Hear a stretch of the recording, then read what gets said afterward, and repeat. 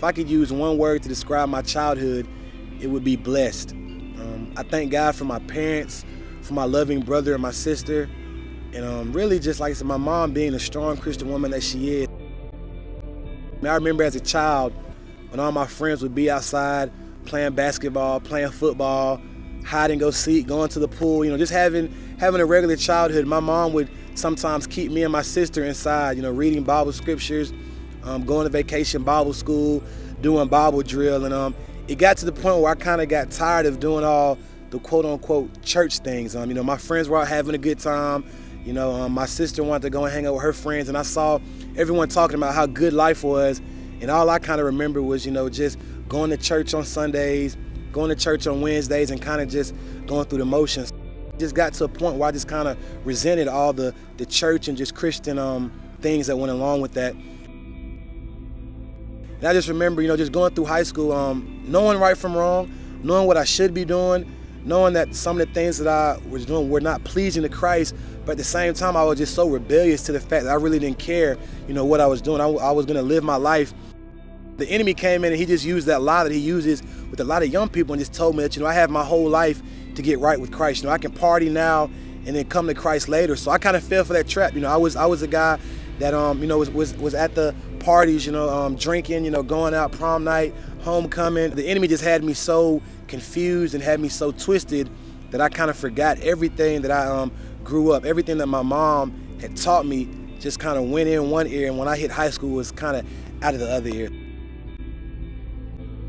I knew coming out of high school and going into college that some of the choices that I was making weren't benefiting my life, both physically, mentally, but also spiritually. I remember, going to college my freshman semester and really still not grasping the concept that, Christ loves me. I still remember partying, and I still remember just really kicking God to the curb, kicking Jesus to the back burner. Spring of 08 is really when the Spirit came in, when I really, once again, began to get connected with my relationship with Christ. And I remember changing. I remember the change that I had to make. Two of the biggest things that I had to change in my life: one, my mindset, and two, my circle of friends. When I changed, my outlook on life really changed. It stopped being about me personally, and it began to be more about Jesus Christ. It began to be more about others. And the second change that I had to make was my circle of friends. That was one of the biggest things, was having to tell some of my friends that, I couldn't do some of the things that I used to do, that I couldn't go to some of the parties that I was going to. I couldn't hang out late and do some of the things that we had grown so accustomed to doing. And some of them took it the right way. Some of them said, I understand that, I respect that. And with that being said, too, a lot of them said, well, you're lame, you're not cool. And they kind of turned their back on me. But I always knew that it was for the better. I knew that having a relationship with Jesus Christ was the best decision that I could ever make. And now, ever since 2008, in that month of May, I've really just been fired up.